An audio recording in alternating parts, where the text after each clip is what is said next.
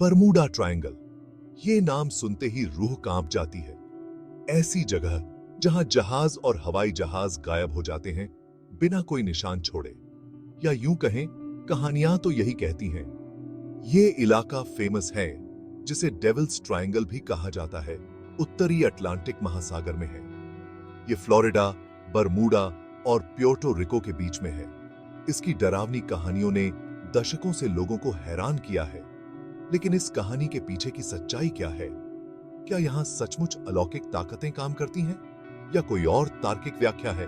आइए Bermuda triangle के रहस्य में थोड़ा गहराई से उतरते हैं। बरमूडा ट्रायंगल का रहस्य कोई नया नहीं है, ये सदियों पुराना है। मशहूर खोजी क्रिस्टोफर कोलंबस ने 15वीं शताब्दी में इस इलाके में कंपास की अजीब औगरीब रीडिंग के बारे में लिखा था। सोचिए, आप समुद्र पार कर रहे हैं और आपका कंपास अजीब तरह से काम करने लगे। डर लगता है ना?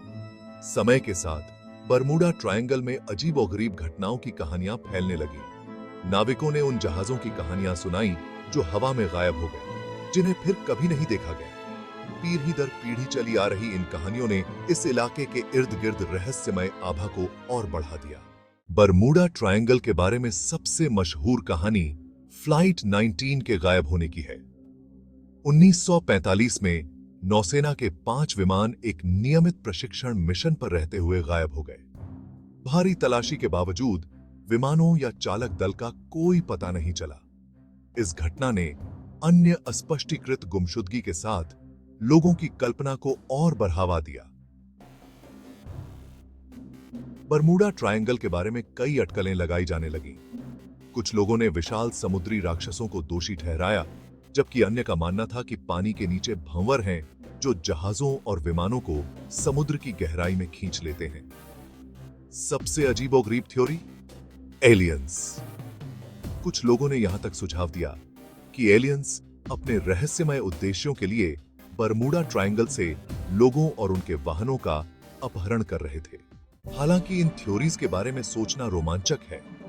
वैज्ञानिक बरमूडा ट्रायंगल के रहस्यों के लिए और तार्किक स्पष्टीकरण खोजने के लिए कड़ी मेहनत कर रहे हैं। क्या ऐसा हो सकता है कि अलौकिक ताकतों के बजाय प्राकृतिक घटनाएं काम कर रही हैं? ऑस्ट्रेलिया के एक वैज्ञानिक डॉक्टर कार्ल क्रूजेलनिकी का मानना है कि उन्होंने इस गुत्थी को सुलझा लिया है। उनका मानना है कि बरमूडा ट्रायंगल में होने वाली असामान्य घटनाओं को समुद्र तल पर चुंबकीय चट्टानों की उपस्थिति से समझा जा सकता है। मैग्नेटाइट नामक ये चट्टानें प्राकृतिक रूप से चुंबकीय होती हैं और कंपास में हस्तक्षेप कर सकती हैं, ठीक वैसे ही जैसे सदियों पहले क्रिस्टोफर कोलंबस के साथ हुआ था। क्या यह पहेली को सुलझाने की कुंजी हो सकती है?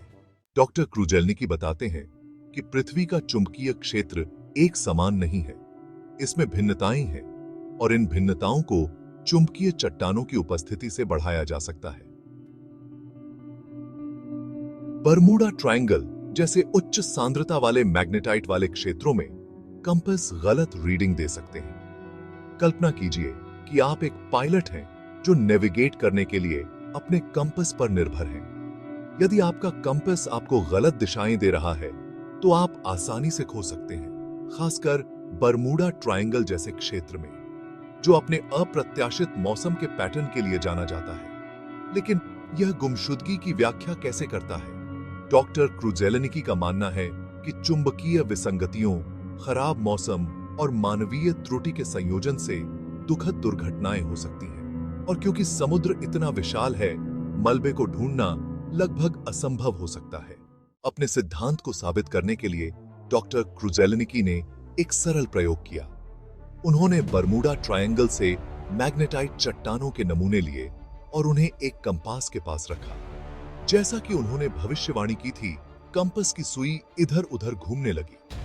इस प्रयोग ने इन चट्टानों के शक्तिशाली चुंबकीय प्रभाव को प्रदर्शित किया। हालांकि यह बरमूडा ट्रायंगल में हर एक घटना की व्याख्या नहीं कर सकता है, यह कंपास विसंगतियों के लिए एक प्रशंसनीय व्याख्या प्रदान करता है और अपने आसपास की दुनिया को समझने में वैज्ञानिक जांच के महत्व पर प्रकाश डालता है। तर्क और वैज्ञानिक तरीकों को लागू करके हम अक्सर मिथकों को दूर कर सकते हैं और अलौकिक घटनाओं के लिए तर्कसंगत स्पष्टीकरण पा सकते हैं। आज बरमूडा ट्रायंगल चर्चा और अटकलों का एक लोकप्रिय विषय बना हुआ है।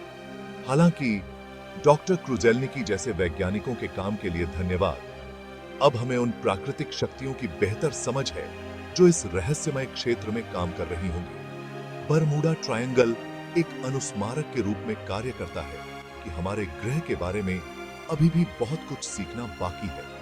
कौन जानता है कि और कौन से रहस्य उजागर होने की प्रतीक्षा कर रहे हैं।